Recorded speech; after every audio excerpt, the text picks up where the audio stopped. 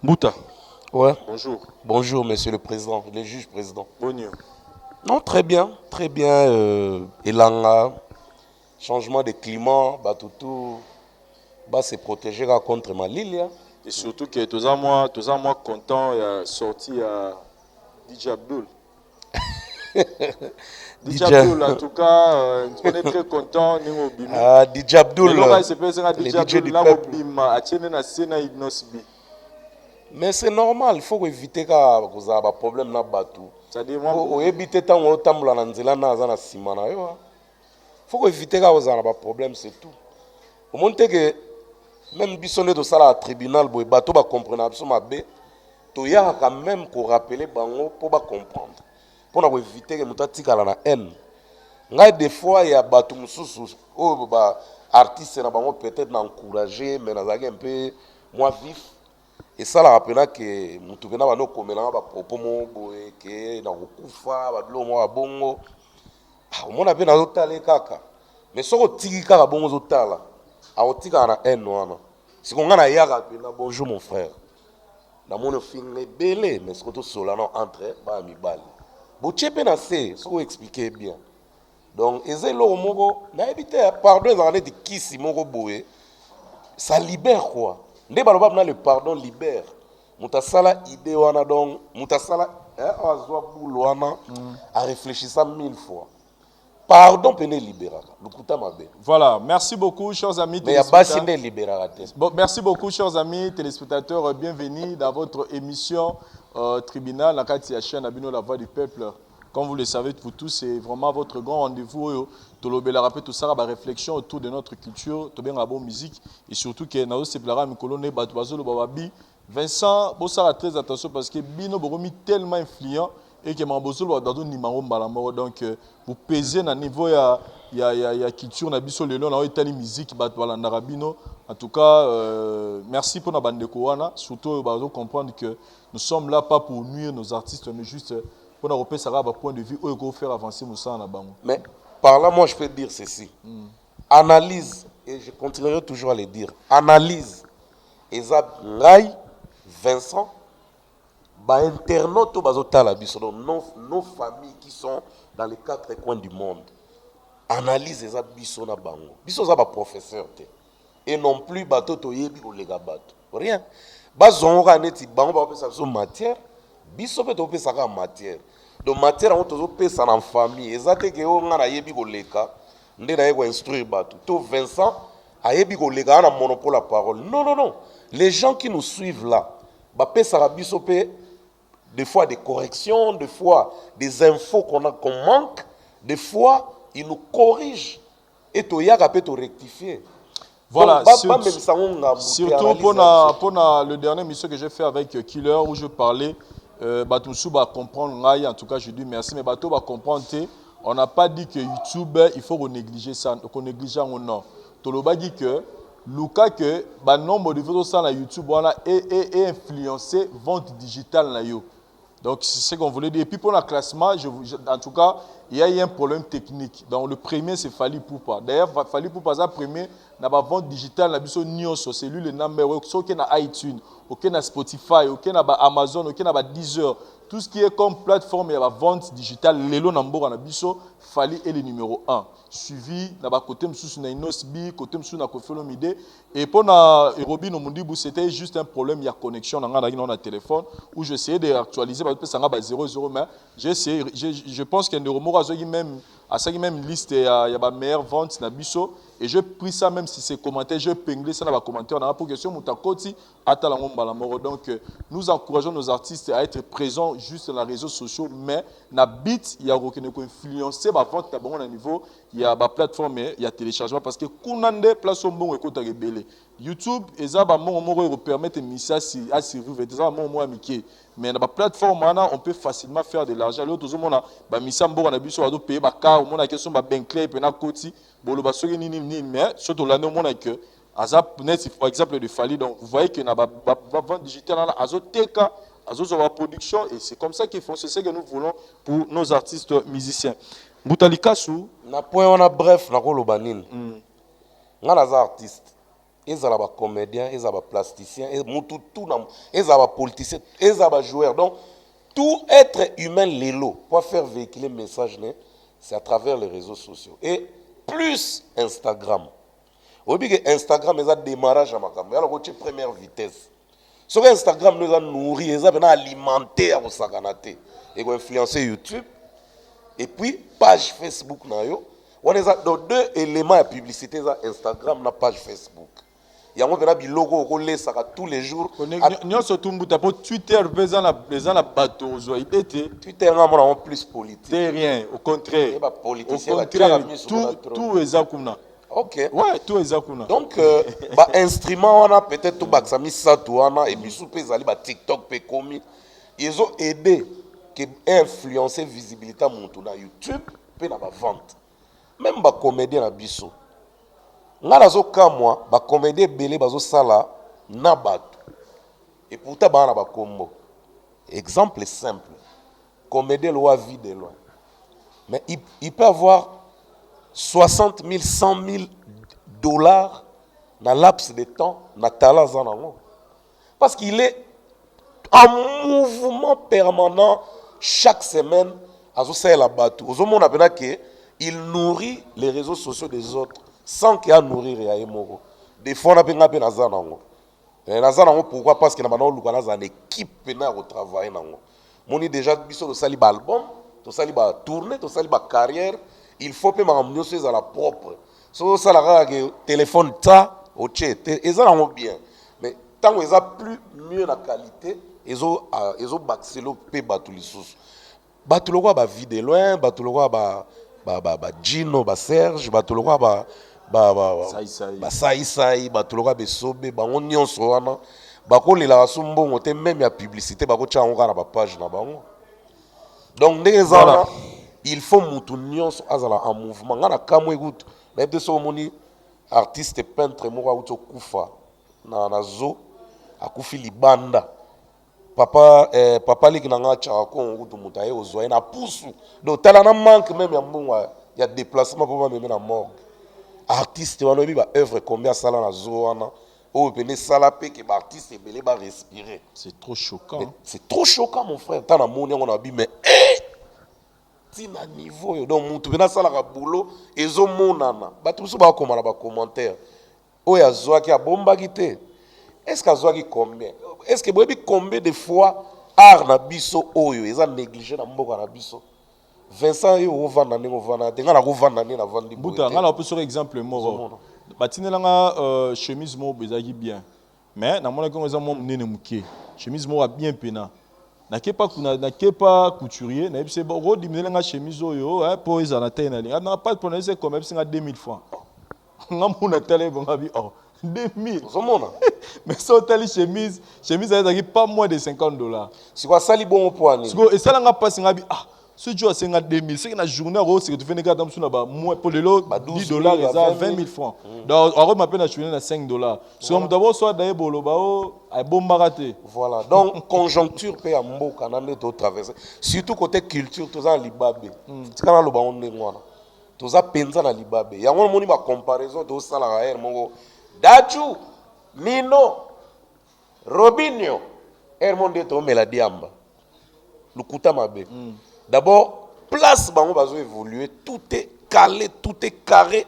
Donc baza pena moi na botami azo tambola mbala mo azo zwa vie na art na e. Mais biso communauté to mo bonde la pour to zwa vie. Est-ce que bika nga bana na biso position de tir tilelo na zwa droit d'auteur na ngote.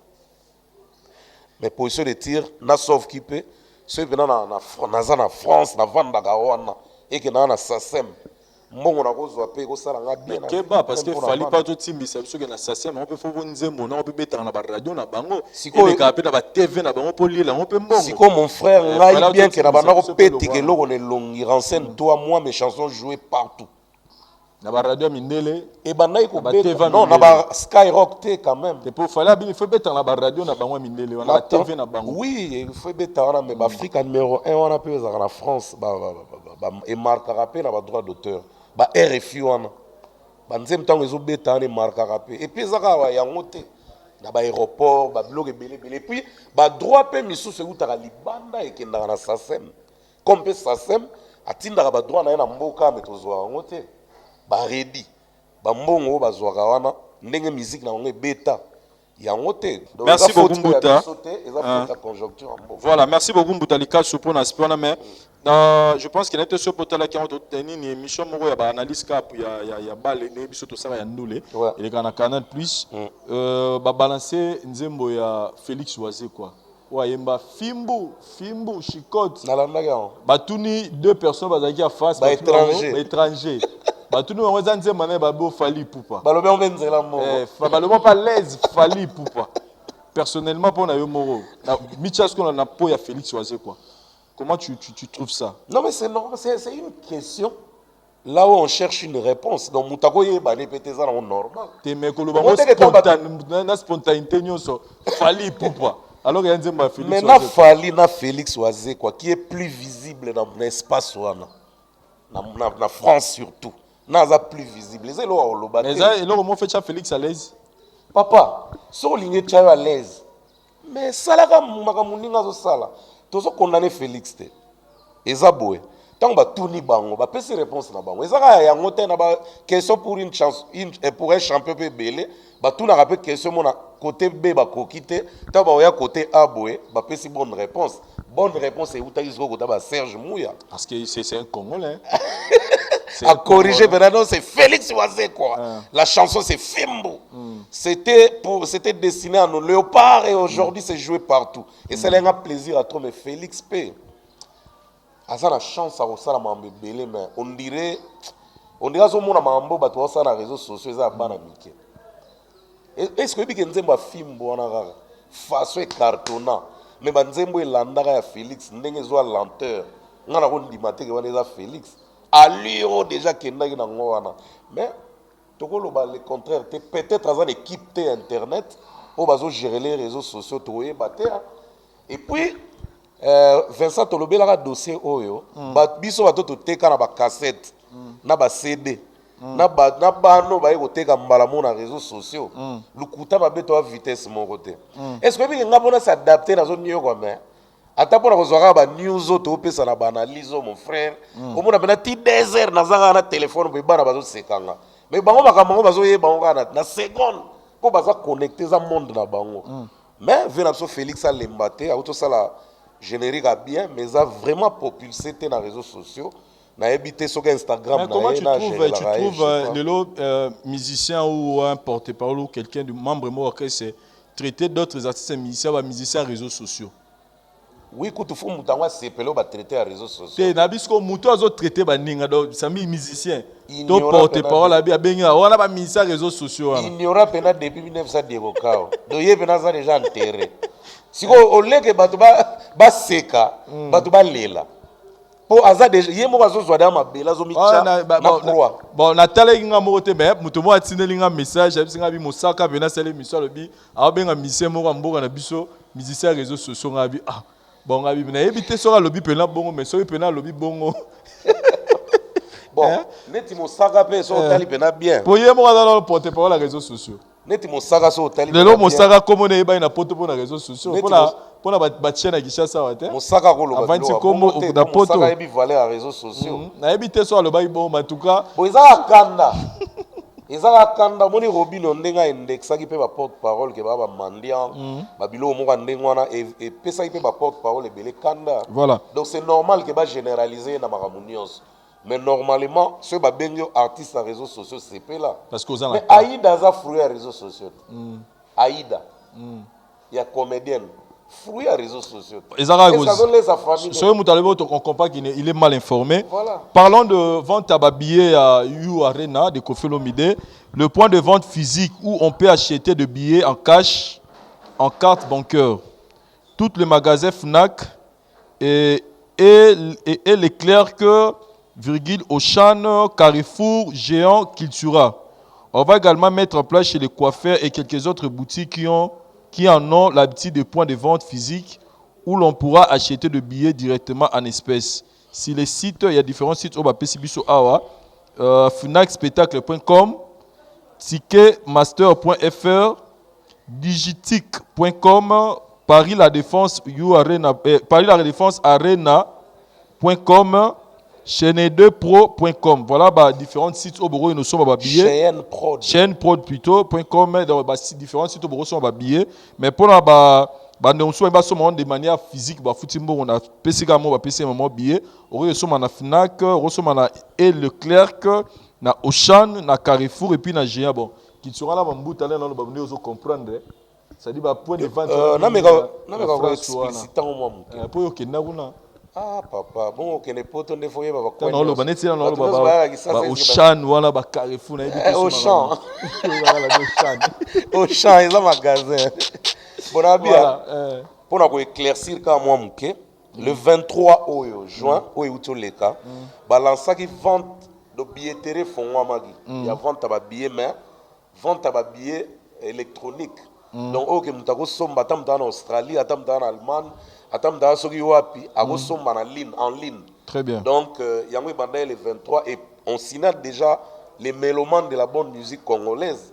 Kofi o bato ba Tcholaki qui a okoka Paris la Défense Arena té a ça doublé la moitié. Ogi na romo lo ba maté mikolo. Ba bi que non, ils ont une stratégie. Ba sali bongo pour ba tirer bato ba somba billet donc Kofi technique ba billet wana na muté. Na bi o pena ki congolais. Siko yo fo ibsa ya yo alobi ndengo wana.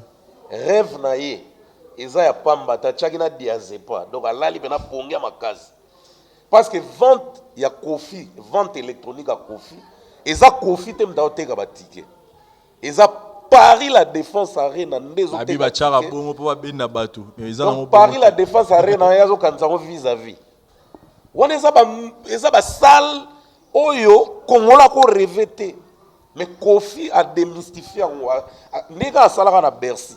Les lois bato musu bakomi moi qui dit ba pour Kofi HP Kusani mais eza défi moko o que Congo mobimba photo soutenir le roi Léopard et beta coupe du monde. Vente électronique et bandaki le 23 Kofi asali exploit et tant que Congolais natif ya mboko yo avanda abotama na poto te akola na poto te bato bon photo félicitera bango ateki déjà plus, donc elle est déjà la moitié, donc 55 ou 60% des billets, déjà électroniques. Si vous avez vente physique et bandit, donc vous avez un foot, vous avez un ticket, vous avez un maboko, vous avez un palais. Très bien. Et bandit. Ce qu'on a bandit, vous avez différents coins où vous pouvez s'en procurer. Donc, par exemple, Fnac, vous avez un magasin, place au bateau détail moro to zoate belé ambuta ils ont la Fnac Leclerc Auchan Carrefour Géant et puis Cultura et puis ba PCP ba site ndenge utako loba on a donc to encourager bateau au bazo rêver nan parce que ba linga na ticket ya resomba la liboko neti nga yo na linga ticket avion électronique au monde où il y a aussi la oui, première fois là voyager ma pesa na billet psychologue qui n'a mal à billet voilà ça dit na on numéro la fin la carte avion au moins tu vas voir non ni maté donc dans la fin il animé que Isaac va billet solo donc batou o ba croyaki que confier au sala exploit on a té ba yé bango ke a sala ngo alors ça qui challenge bien que dans le coquille samité mais on est dans une bonne voie. Voilà. Dans la bonne voie. Et puis, dans le baboé. Et ça, pour la moni, on a mentionné quelques salons de coiffure, bah, opposé bah ticket. Ce qui va tché en haut, il faut pas signaler biso bah salon nini. Na Champs-Élysées place nini, na milieu bah congolais parce que Kofi est d'abord congolais avant d'être africain. Vous comprenez? Donc, bah africain, bah yebi bah coin, surtout bah salon, bah maison, oyo bah yaka facilement ressemble loko, a renio quoi maté. Il ne faut pas communiquer prochainement. Tout le temps, il y a un salon de coiffure, va déposer un ticket, Kofi P, équipe nae. Et qu'on soit une bonne partie à ticket, va t'équiper la diaspora. Bah qui tape Château Rouge saison, on va m'bouta l'ombi wazana, va te belé, chez Judith Massi à Kout, petite sœur à Jésus. Chaque samedi, dimanche. Donc voilà.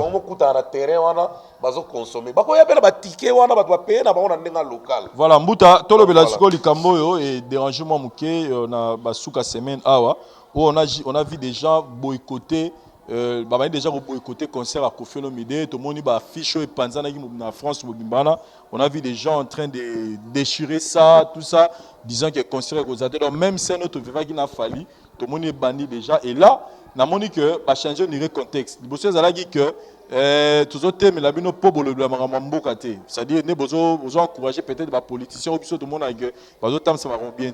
Mais là on voit Koffi dans les différentes émissions où il vient tenir ba propos oezo ko sala ki congolais nyonso azale veiller et to moni na message na bangole bazo kata bazo loba que agena na ko si sa problème ya mwana wana Antoine Ambongo Banabo Antoine Banabo azana bango ba permettre que musicien moko boye aza irresponsable ya mama bana na ye robeta concert mais là c'est la question que je me pose donc na mamango ba concert moko tena ba vie privée ba musicien que ça dit problème moko eza vie privée à Koffi et puis voilà bobo ya beta concert na poto pona problème moko eza d'ordre privé pene ya yemoro. Comment vous trouvez cette façon de faire ya bandeko na biso? Je suis pas contre eux mais je pose seulement la question et longue mamba politique comme ko ta ba vie privée ba to po ba moni Koffi akena ngambu ya politique ou comment? nga elongola koyebisa bandeko na ngano balongola bapostere batikala bango kolekisa air na énergie moni pema babimisa babomba ngo po Koffi akobeta nde Koffi akobeta wana pena nayebi so vérité Koffi akobeta oyebi pourquoi Koffi akobeta producteur azobeta Koffi afutaka baimpo afutaka bataxe oyo ekutaka déjà bamillion moni ka procédure bato afali bakende nango même procédure bato Koffi bakende nango kutu ya koleka parce que producteur wana ayebi déjà ke bato mo bazalaka komona bango bakombata bazovise ki bazovise na baartiste alors baimpo bafutaka na bataxe bafutaka bango bayebi ces mesures de sécurité nini bazwi avant basigner contrat na Koffi parce que bato basignaki na fali mutu na biso Eric Bellamy ya Yuma Production ye bango kamona bamakambo eleka na ndula héritière ndenge héritière beta te Olympia balobela ngo na bamédia mingi ya France bango nyonso bazala au courant na fali ndenge arata la cigale bato nyonso wana bazala au courant na bawera ndenge bazo bamenace na baKoffi na bapapa Wemba Koffi kutana okende sute na bapapa Wemba pe à son âme bato nyonso bameka mundele ayebi na yeke congolais alingaka nde mundinga nde congolais te artiste bayebi makambo wana to eleka so ndenge omoni concert afali ebeti de mutu nde abetisi ye aza mutu ya haute facture donc afutaka bataxe na ye ya bien makambo na ye donc azalaki na droit bapesa sécurité comme il faut et puis po préfecture etya non eza mwa problème likambo ngo mpe yango ekweli kaka Koffi donc mutu abetisa Koffi aza de moindre te bayaya wana tomoni bango baza bavie tozo respecter bango eloko kaka ezosala mpasi oyo eza mwa touchant bazo inculke bana leso ya kofinga bainjure na makambo mosusu nde ezosala biso kaka mpasi mais méthode oyo bazosala wana ezala nango échec parce que Koffi ntango azokende poto awa na septembre awa ekozala nde siko publicité à l'allure de Usain Bolt de sentir TV nde TV radio nde radio oyebi baposter mosusu batya yango molongola eza te neti poster afali batya ye na garde de midi nao batya ye na garde du nord bato bakolongola yango te bayaki wana banda batelemaki grate kota zone di longola litoi di zwa molangi wana grate boye esimba te ezala kaka siko bato wana mpe ntango baotya mpe baposter ya Koffi wana ekozala nango avant première basandraka zali bayebi wana ekozala nango bagutse mais mama na promo ezoya partir à août septembre wana nde ezikoyeba okoka elongola bakolongola publicité na Skyrock bakolongola publicité na M6 bakolongola publicité na RFI bakolongola publicité na batelevizio baotya wana parce que publicité ya Koffi ekoriske eleka ti na TF1 bakolongola yango et puis na réseaux sociaux ndenge Koffi azo annonce wana neti baspot wana balongoli yango sikoyo kolongola poster et empêcher nani asomba ticket te pour bato bapaye deya baticket plus de la moitié sala wana eza 40 000 places configuration basali nayebi nombre te nakoloba ngo awa na loyenge te mais déjà eleki la moitié oyebi koleka déjà la moitié kaka ya Zénith oyebi ministère ndenge anobina déjà na répétition ezosala bamedoki onde aza tya na kati ya sale mais pour des jours oyebi Vincent nga naza artiste na Uganda na mboka moko nebi et non Koboko basala publicité mbula ebanda 16h.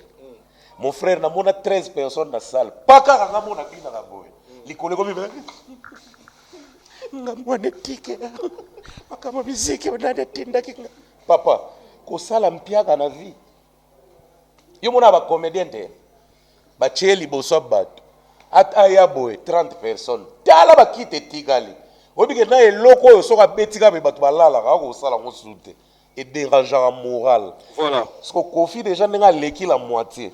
N'a pas on a enseigné à la défense ba combattant. Ba coopérer na Kofi ba passer message na bango na Paris la défense arena. Et vous allez maman na vitrine pour na bango message si vous avez captiver na ba place mosusu ba yo ga linga la te. Pour ba image tout ba sala kana ba vina so ketchu ba ndeko belé belé. Peut-être pe ba ivoiré ba yo ga na bango te. Peut-être ba gabonais pe ba yo ga na bango te. Voilà. C'est les banques publicité na ba TV tant concert a fallu betaki ndé ba tumbaki ba moni ke bon monter ba récupérer à côté bon moni garde midi te ndenge ziki bon moni ba Vespa te de promotion na bango ya ngwana mais pourquoi pas faire la promo dans la salle et quoi empêcher na rien confiance un peu pour bango donc un wana ezo ozo sentir que un wana ezo botana mwana moko boya ya mitumi baleto ya mitumi sato. Voilà. Merci beaucoup Moutalika Sou. Je pense que Tozo avancé nango mais obilo msuto eto sexam ko na net. Nani Bouba. Nenge a posté Maître Gims ta page na ba proposer sur le bureau là. Parce que ngalo ese nga plaisir obini. Niveau ba kongole ba fingi Bouba na lingala. Ce Bouba ba lingala. Mais on a retiré. Vous assure Bouba zangi deux personnes mo ya ba wesh play ba traduire na lingala de. Les gens là qui traînent avec les dadjou là, ils connaissent pas ces langages là. Oh non non non, ils connaissent les mots qu'on dit là, ils traduisent moi. Ba zup na forme et tout. Ba expliquer déjà. Ya mère na ya zu, ya père. Oui, ngana michaki na place à Bouba, na boli bela ngande Bouba. Ayoyi. Té, c'est comme place à Bouba bela non? Nani Gims a congolais à moi là. C'est dit ba boya té, ya za na biso té ko la phrase. Té congolais. Na moi bela Gims a congolais pour niveau Bouba fira mina commenter. Non non non non non. Mais chombo ko Nicolas to lega ba posta Gims a posta lo beli mamba kura na yolo. Ya mo ka yele na commentaire na Gims. Lo baka be scroka ki ona yolo kura la déjà ba no botama. Non, bali là ba se ba kura yolo. Ba ya la ba kana ko tole ba se ba che kura na yolo. En tout cas, même tu as parlé un peu de dossier il y a Bercy moi là. Parce que vraiment ça commence un peu à inquiéter. Personnellement, je suis un musicien. Nous on l'a dit lobby Bercy moi là. Parce que le lobby sonne tout vendre tout c'est l'album héritier Watanabe mi-ange mi-démon. Ça dit tu as dit que héritier Watanabe côté barumba a convaincu biso mais côté générique dans la zone générique Moroti à Makasi. Depuis le plus récent avec ambulance et P5 indépendance to ebi et Betati. Et là tout le monde c'est beta mais beta partout. Papa yopé pour nous beta qui n'a pas besoin de le partout. Limbi sanga. DDD pour tout le beta qui to BM tout en noir. To c'est là qui to le beta qui mais beta qui partout était donc zembo so simbe tout en noir on a pour ça le grand explication to DDD. Bref, album Oyami Ange mi démon toujours c'est là couleur il y a Bercy moi.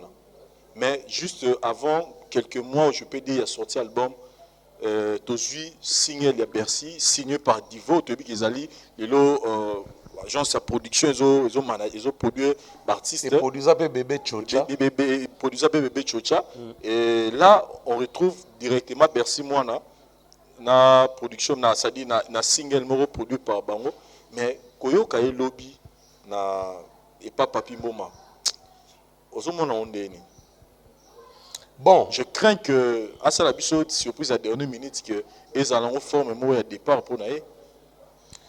Jusque là on a pas hérité. Hérité jusque là a ébi que Bercy a artiste naïe. Et lobby n'attend on a l'année mission Papi Mboma. Nazo mon avait Bercy a avoué qu'Azara pas hérité. Et pas au commissaire. Et pas au reconnaître n'enga bimisa na bon n'enga contribuer qui pour y pas bima na prison. D'autre part, il ne faut pas aussi condamner Bercy. Pourquoi on a dit qu'il ne faut pas condamner Bercy? Bercy n'a hérité de deux musiques différentes. Hérité de tout. Naba Seben, na ba rumba na ba house music. Donc nakolo be héritier aza catégorie na musique ebele. Hein? Donc azo rassembler autour na ye ba style ebele. Oyo eko sala ye azala célèbre tim kola kokola akolemba musique. Mais Bercy jusque là aza expert ga na seben. Si on ndenge to yebeli musique a Congo, seben ezwa tante. Ndenge to yebeli musique a Congo. Personnellement pour Nayo, le fait que l'album a hérité Zoumela, générique on appelle Zoumela, ça peut-être Bercy à perdre patience tout le bac quelque part. Bon, perdre patience. C'est-à-dire Zoumela Gaza absent ma casse na scène musicale. Na marché de disques. Voilà. Et qu'on s'appelle équivoque wana. Mais na ko lo bapé boy. Héritier aza bosseur. Auti na wenge. Héritier ayebi secret générique. Ayebi que ngape na muta générique, héritier pas muta générique, nenga auti na maison mère. Oui rapé muta générique, ba fali tout batou. Est-ce que générique a biloko mo balamba ngo neti et loko moko ya 5 minutes avant bato ba matana table. Bokola marabino biloko musudo générique ya wa fufu. Obo la damage. Et loko elamba mana dernier mi-temps avant bato ba no consommer, avant bato ba laver maboko. Mais pourquoi ba ministère na biso ba komi na tendance ya comme ça générique le roi bomba rumba na frigo. Eza maman na défaut. Oui bien loko wana yango esala biso tozala. Partout en Afrique ti ba respectera biso. Eza seben.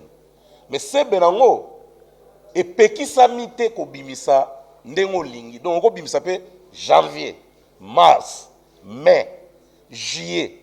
Pendant qu'album na yozo zela 3 ans. Ba générique mo ko bimaka na ngo. Ya ambulance et bima qui a to yebi résultat. Tant que héritier monique a gardé non comme ça les bimara nyonso comme ça tant que je serai bêti sous moi contre état ba rou manière à makasi à recouvrir on te va na. Est-ce que yebi que tant Bercy kota ki pa héritier même ngai na kanisa e album héritier ko umela tezo bimana encourageant que ya ko bimisa na ba générique te en avant-plan bomba mo bimanza mon album.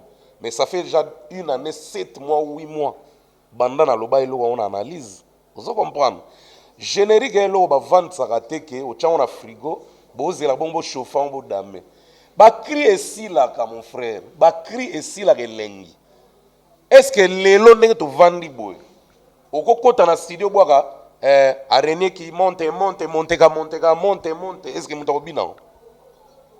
Est-ce que lelo ndenge to vandi boy Vincent? Obimisi la obimbuta ndeza boyoza artiste ke betelanga single mo na koti single mo na bandika yakotia tik yakotia oyebi ko yabno zotala kana elongi wembuta qu'est-ce que tu cherches te na bano qui cherche te tongano na parc ils ont ça mona vous comprenez et loko wana ya on peut to yebisa papa chéri ayoke la jantamsine mawa papa chéri appelle ça même jantamsine dit pas cher en guise de reconnaissance que moi non azapna chef d'état-major a binisi ba fanana pendant ba année belé banda kota mouvement et loko ezangi na papa chéri te na mbongo azana ngo chaque 3 mois tozora générique a sika ya BCBG ya studio penda ezangi na ngo te est-ce que ba jantamsine ba fizé ba bisa ba cri chaque 2 mois chaque 1 mois ce auquel a concert moni ba cri muso ebimi OK boyoki ba cri muso ebimi nini ezangi ko tara na œuvre phonographique batu ba yoka na bango ekendaka en attendant album mezo salama et ko empêcher l'autre si ko ndenge mo peka na héritier na peso exemple simple oyebi tango Kofi abimisa la force de frappe batu ba boka CNN na ndeko na biso to tika biso océan à l'époque bila auto sala bila sala basala solo la bien et traumatisé kin après wana na 2001 ba betela biso ki buisa oyebi ke bila fuka misa ba animateur tout oyebi ke Kaluja luka ba créer ba chiluba ata ba 8 ora boka na ba concert likolo oyebi ke ba ministère biso ba komo ke luka même ba yeba minoka bendie ba yiba ta phrase mama ke som langa lipa na gendie a ochana animation po bila ke na biso na miro mina ngari we so ki ndeli ba lobaka elingo loba nini we razela rata toi ebimi tango ebimi Kofi pe côté na atali moto a Bill.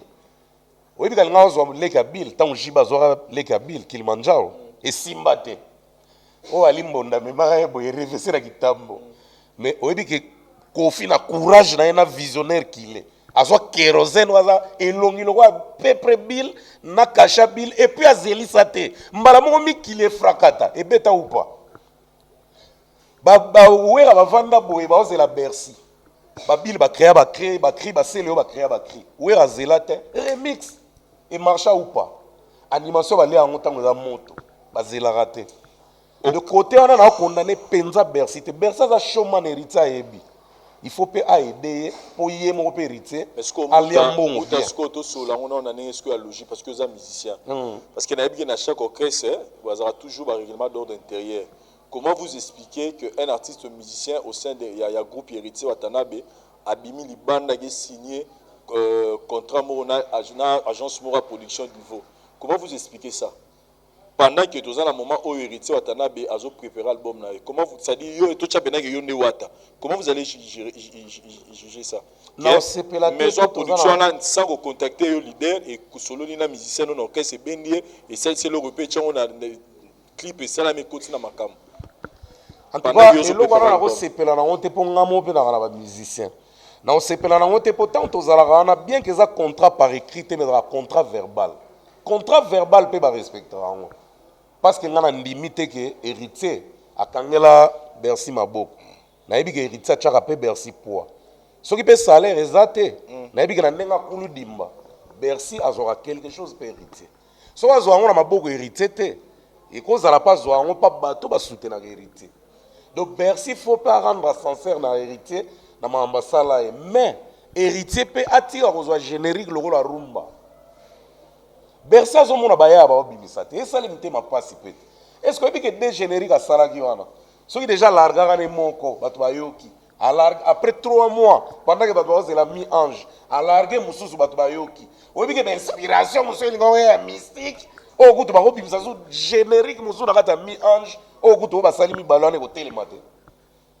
Mais tant on stocker inspiration au bombi rumba bako bombo obi que rumba ko sala ngona janvier 2000 et bimi na ngope na septembre 2023 net papa chéri to c'est l'album donc ba rumba papa chéri bo bangela ga yete do akozo banzemu na ye o banda ko sala depuis même 2004 et bomba maboyo kate acheka mabanga sika asalika mise à jour mabanga ba toucher moi instrumental muke et bimi e simba mais c'est ya 2004 o ebimisa na 2020 lukuta mabe e simba te.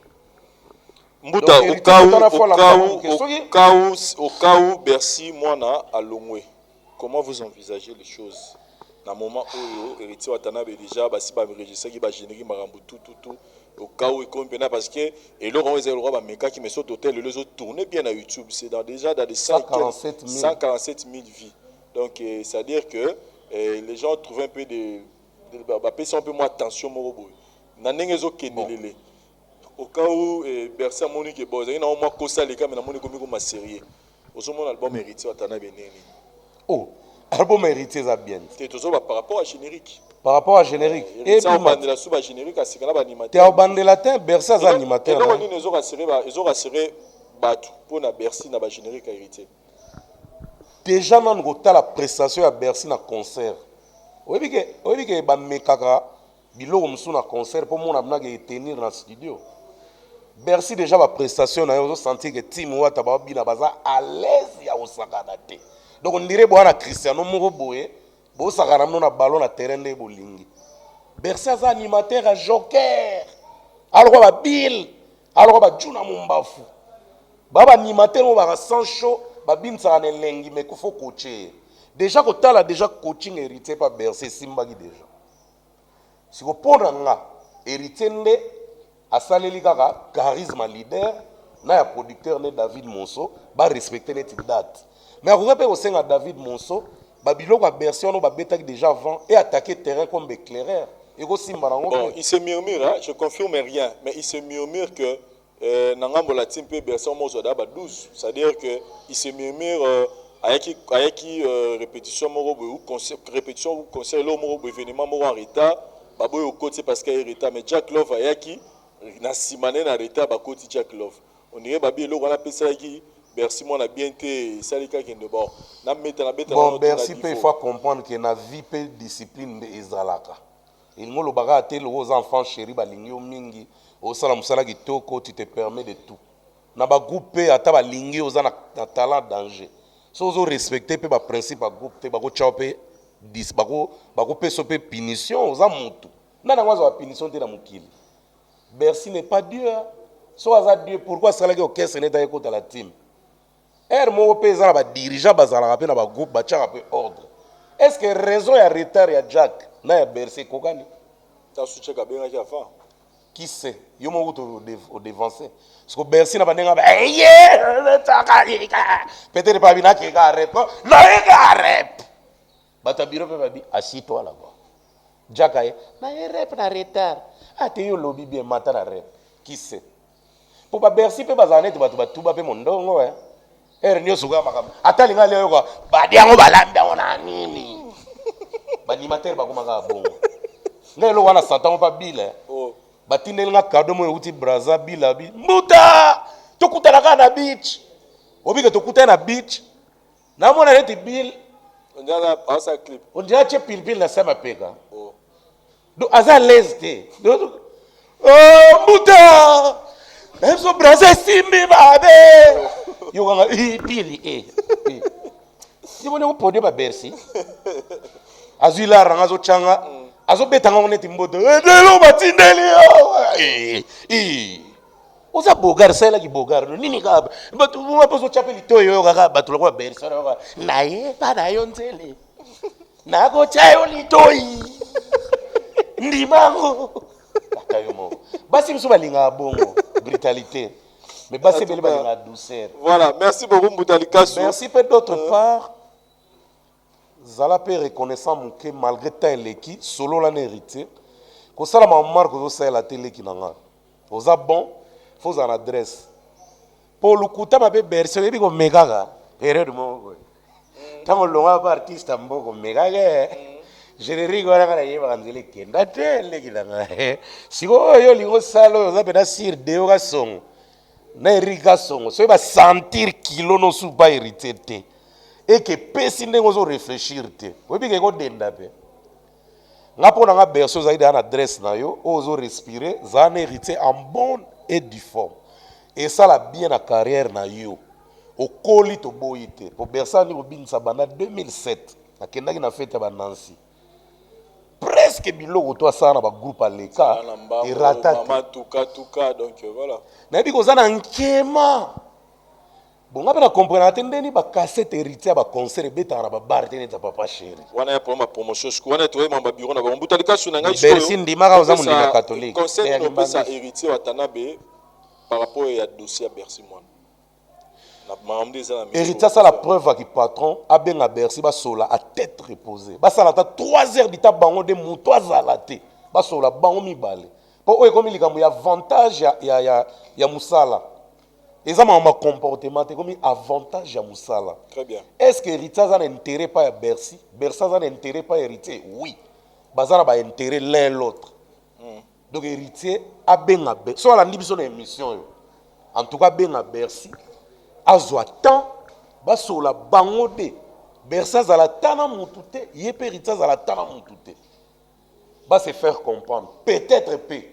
Héritier ko sengele pas monso ba larga ta générique na bango moko na terrain qui sait surtout que Héritier atana be peto sola ine ya suka senga que normalement donc ba funguli ba vol il faut ya parce qu'il faut basi samo ba travaux donc peut-être je suis pas yé et aux appels bien comme ça ba phrase les gars ya wana les années les mois et les mois so tourner kaka non c'est déjà bon encore on a pesa explication en français oh c'est déjà nickel.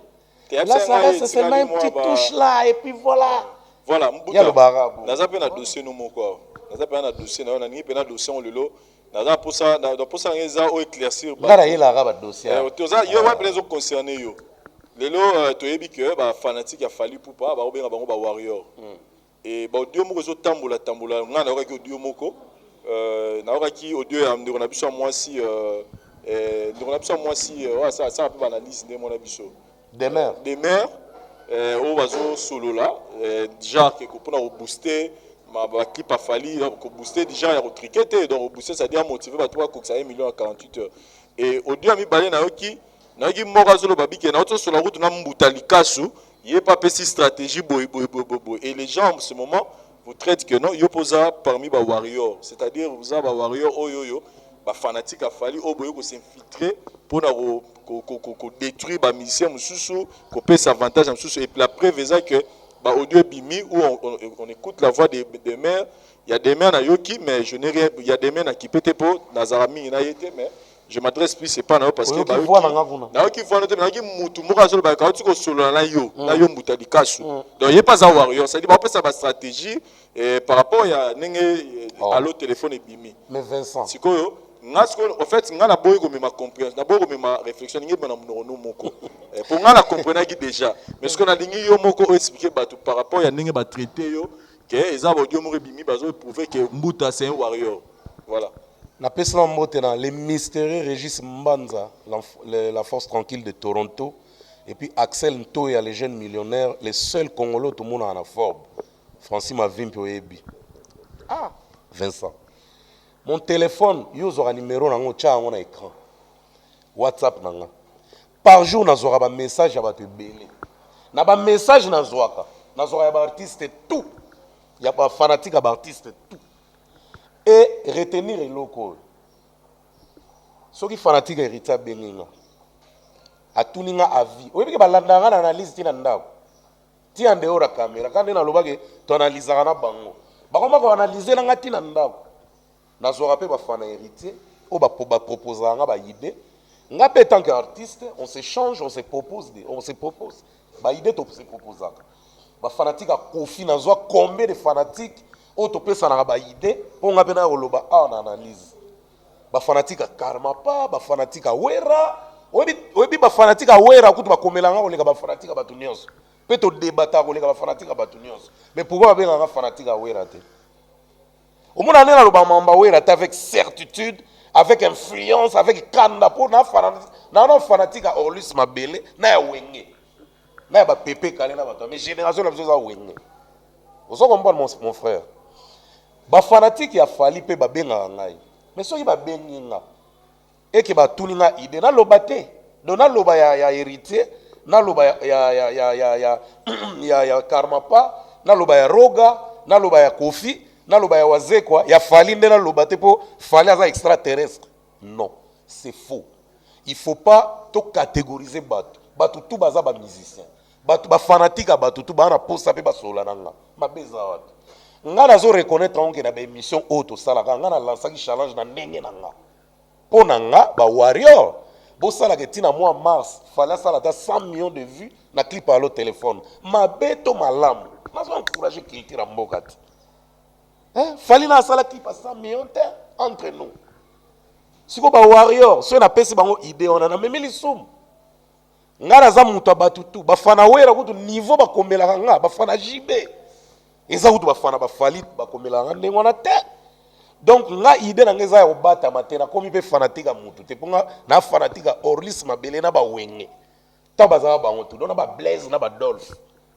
Dona minute oyo batika ochana ba biloko ba moni ke bazangi ba argument bazu ba poser mute esi pa pete po oyo ka voix na ngate kuna na sala réunion jamais ba idée to pesa na ndenge kaka to pesa na ba fanatique pe Adolphe oyebi ke ba fanatique Adolphe ba komelanga Mbuta Adolphe auto bisa biru oui Mbuta mais Adolphe faza grand artiste à Congo Vincent ça va parce que mon ba fanatique Adolphe bazo ni boma kutara ba fanatique au sakana te bi combien de fanatique ni boma ba komelanga Mbuta ni boma beta acoustique na TV5 ayembi doublé ndeni bolo belango na analyste ya on a lobela ngo osomona très bien Vincent tout le monde oya monana na miso batu baza na fanatique ezala nde to ke na ba groupe boye ya ba kombi ya ba théâtre omoni ba artiste ba ye bazo sala ba répétition ba nini ye bango ke tango ba bima déjà na miso batu na l'écran baza na ba fanatique na bango o ba ka soutenir groupe na force pe ya bango groupe ezo mata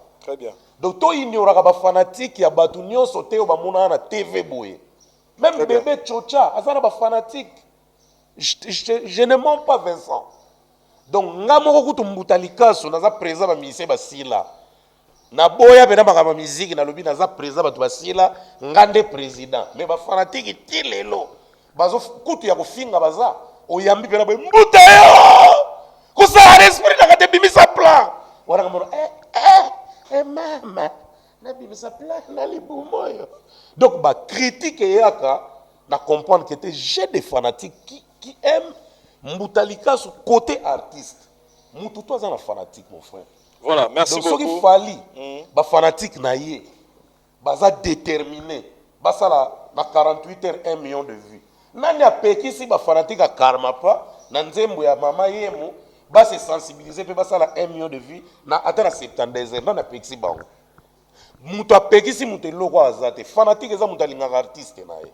So ba lancer défi na bango, mais ndimango parce que yo pe beaucoup ça la paix défi na bino pour l'artiste na bino pour doubler na na pekisi donc on a ça qui idée en émission na ça qui on a téléphone té na ça qui idée voilà merci beaucoup et ça bien pour na équilibre ya mboka et pour na culture na biso très bien que tout le monde a tout comme appelle na ba artiste déjà fallait pour ça na ba 60 quelques millions de vues ba 60 millions ba 50 millions fallait ça na ba millions kana ba vie na ba clip na mais ba artiste mso ba na ba 100 000 ba quelques si comme tout déjà ça na ba niveau na pourquoi ko pousser ta les 100 millions.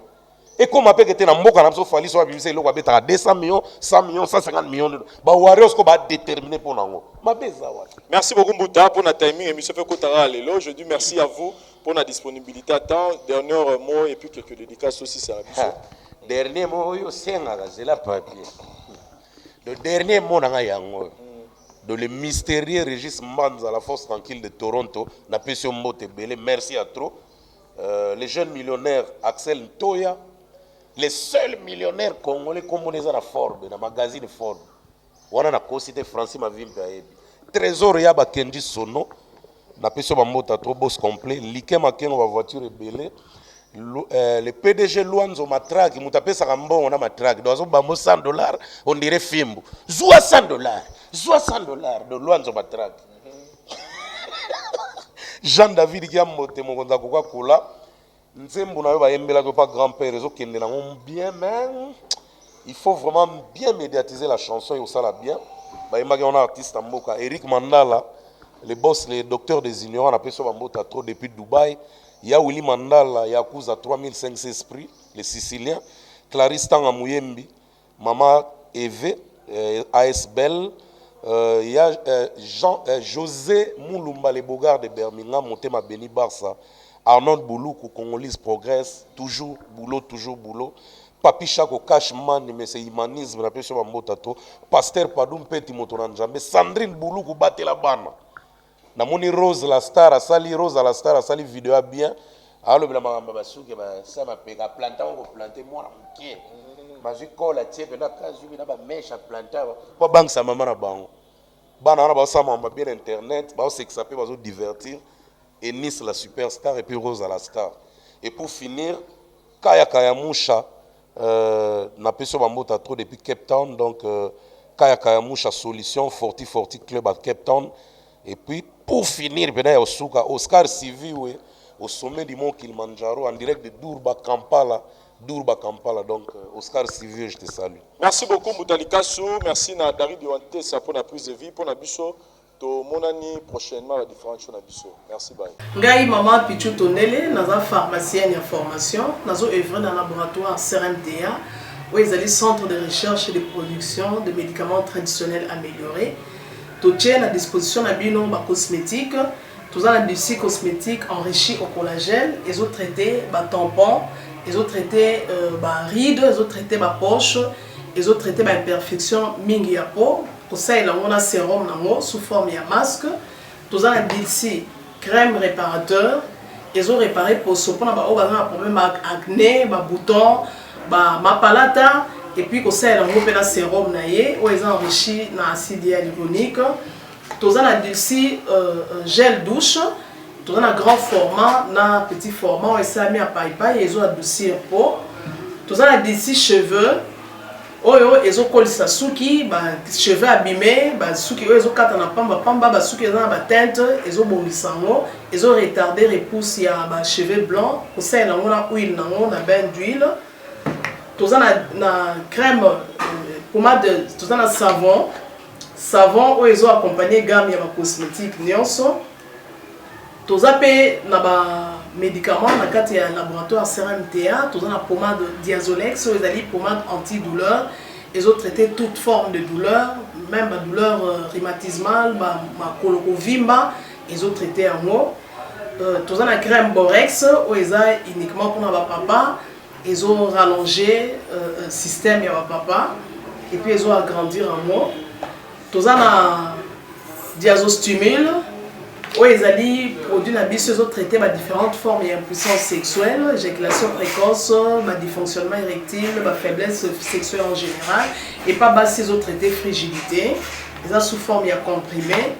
Tous la zinguinalis, présenté sous deux formes, comprimé à sucer, non suppositoire, où ils ont traité différentes formes d'hémorroïdes internes et externes. Tous la méamycine, où ils ont traité la levure, tout ce qui est amibe, tout ce qui est maladie, kyste, il y a amibe, ils ont traité en eau sous forme de comprimé dans le sirop. Tous la crème méamycine, où ils ont traité tout ce qui est maladie à peau. Genre d'être malade à PC, mycose, c'est la canamakula, il y a mibali surtout, il sapatou, maladie, l'auto, méamycine crème, azo traité en eau. Tout ça, allium, il y a azo traité toute forme, il y a hypertension, azo normaliser tension, ce qui tension est mataga, à quitter si à normaliser, ce qui est quitte si à normaliser, et ça, à partir de aïe. Tous la menga, ils ont produit anti-anémique. Bateau connaissent un problème et anémie, quelle que soit l'origine, menga, ils ont remonté, ils ont tonifié un peu, ils ont plus de énergie dans les autres. Voilà, ils ont gamme de produits CRMTA, laboratoire où ils ont travaillé essentiellement dans les phytomédicaments, dans les plantes médicinales. Donc, nous avons tous les produits au moment de et ça mis à partir de l'anxiété et de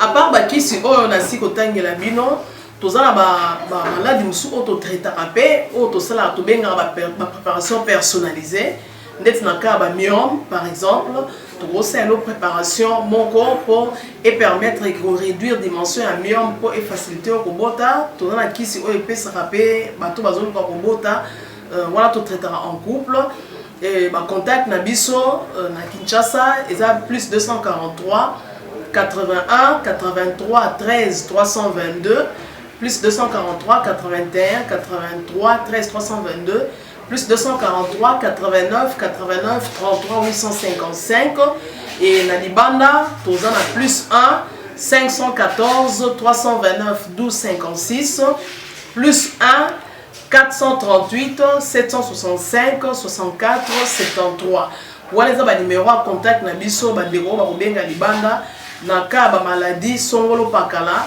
maladie oya ba teigne tondante o esala ke muto abima ba mafina na mutu to traitera ngope donc pour contacter biso opposer problème na yo to ba plante nini o e solution à problème na yo.